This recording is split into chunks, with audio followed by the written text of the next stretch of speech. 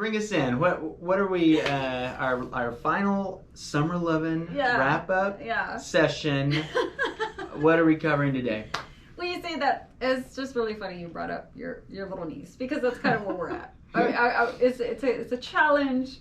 The battle of the sexes, like love, right? Okay, how are we men, women trained to love? Mm-hmm. Where does that come from? Does it start with putting a heart in the word love? Right. Yeah, check yes and or does no. it start when you're 6? So I'm here to challenge that and kind of look at it from a social view. Like, okay. where are our messages? What are we being told? Because there's clear difference between young men and young women. Yeah. Yeah. Well, and probably and we've talked about kind of goals in relationships, whether, especially even in previous episodes where we've talked about motivation. Is this something long term? Is this short term? Right, right. Are we looking for commitment, or are we kind of just telling ourselves it's here and now in the moment, not really planning? That whole DTR conversation. Yeah. Okay, so then I'm guessing we'll try to think, okay, earliest memories when we thought about our future or being interested in being in a relationship. Right. Okay. Right. Yeah, we can start there. That's hilarious. So what do you feel like there's a difference between men and women in when you start thinking about it, like when it gets on your radar? Right. Because I have this idea in my head. I don't know if it was Father of the Bride, but she's retelling this scene where she's a little girl in her room and she's kind of playing with the bridal characters or figurines. Yes. And planning out, like, in her head the fantasy of getting married. Yes. And I would say that, okay, I can't say every young woman or every woman, but I can say that's gotta be very popular. Because even I remember putting the pillowcase on my head, pretending to play bride with my friends. Okay. Or setting up the like Barbies. The veil. That's the veil. Yeah. You put the pillowcase like a veil. Okay. It was funny. And just doing what you could to look like a pretty princess on your pretty day. Setting up your Barbies that way. Oh my God, I used to do that all the time. Yeah. Like, marriage was something looked up to. Not so much because, I'm 4 years old and 5 and I'm like, oh, I want to spend the rest of my life with someone. That didn't come till later. Sure. Yeah, knowing kind of the significance of what that means. Right. But just in your head, as much as you can think about it. Yes. It was kind of like, I want to be a pretty bride. Yeah. And I want to feel magical. And so I could just say, without a doubt, there's got to be a lot of girls who experience that at one point or another in their, maybe not toddler years, but their little pre-elementary years. Yeah. But I remember there being a lot of wedding scenes in those movies. Oh, yeah. Like the princess, the prince, Cinderella. It ends with that, right? The fantasy. I'm trying to think of others, but now because I'm on the spot. Even Little Mermaid. Wasn't there a marriage in that one? Okay. And after some conflict. You can tell I watch these all the time. I know. You're so well versed. And Walt Disney. I studied the arts, Erika. Okay. I'm all Walt Disney. Who hasn't? Like, right. Golly. Well, you know what's funny? There's a marriage in Lion King. Yeah, okay. There's got to be something. Right.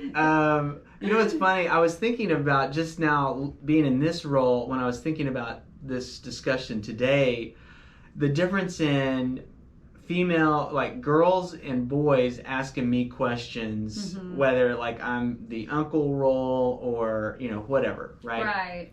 Right. But it's funny because it's only the girls that are asking me questions about Steph and I, like our relationship, right? Oh. Hey, where did y'all meet? And yeah. Are you guys? Yeah. They brought up some awkward things where I had to say, yeah, we're living a bad example. I had to do that this weekend where they were are y'all married? Y'all are living together? And I'm like, crap. Dang. Yeah, we're so doing. You got put on a panel. I know. I'm all like. I felt like I was on the witness stand. You know what I mean? Like, okay, Your Honor, we didn't do it perfectly. Oh my God. We're trying to backpedal. Okay. The judgment of little eyes. Yeah, don't do what we do. Okay, we had some stumbling blocks because of it. We're adults, and it's just more complicated. Right. Right. Even though I tried to get him to play wedding with me, it just wasn't happening. We're 4 and I think he was like 3, or like I was 5, or he was like 3, and even then he was like didn't want to wear the veil. Yeah. Didn't want to wear a crown. It's like, Erika, why does this feel weird?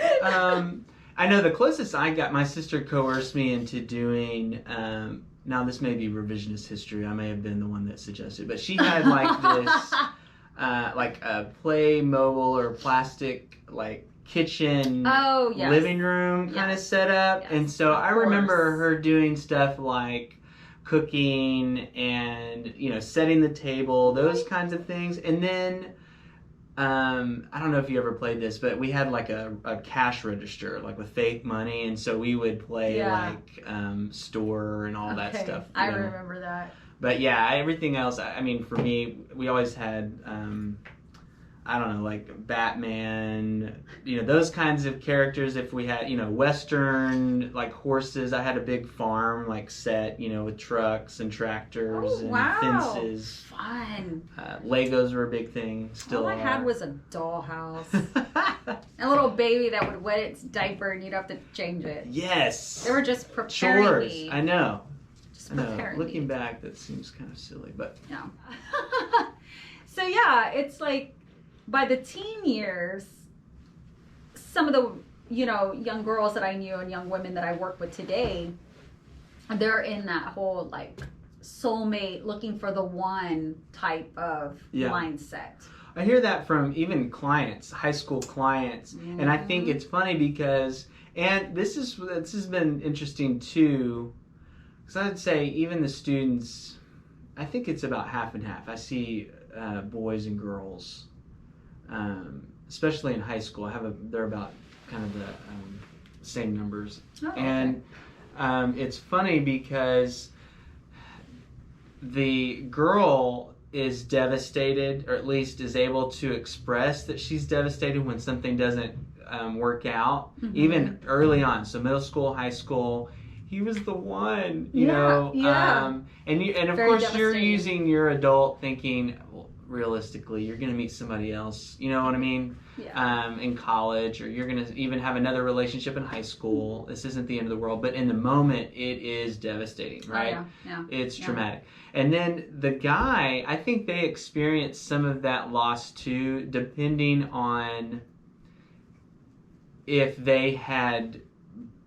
their identity was enmeshed in that relationship, because that can happen from both partners, right? We've talked about that, where it's like now that there's separation, they're like, oh crap, who am I without this person?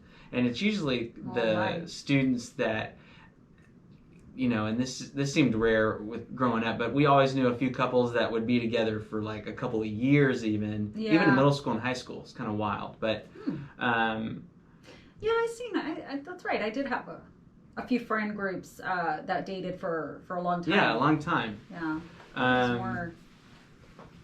But it seems like, I think they're probably equally, men or young guys are equally disappointed when it ends. It just translates different because the way they express it to me is different. Right. Especially early on, because it's like, you know, they kind of downplay it. Whereas the girl usually is more forthcoming with how emotionally distraught it's created, right? That in her life. But it's you know, like, oh, I'm all right, you know, it's cool, just been a little more bored. You know? Oh my God, so chill. But it seems like they're able to, and I don't know if females do this, but their friend groups, they're able to kind of at least together laugh it off. They have jokes for one another, you know, and I don't know if girls are doing that, laughing off, like, hey, it's no big deal, you don't need that guy anyways, or he's an idiot. You do get the trash talk, but it's more, I don't think it's a laughing, you know. A lot of times when that kind of breakup, that kind of is it fueled with anger? There's the anger. There's the crying.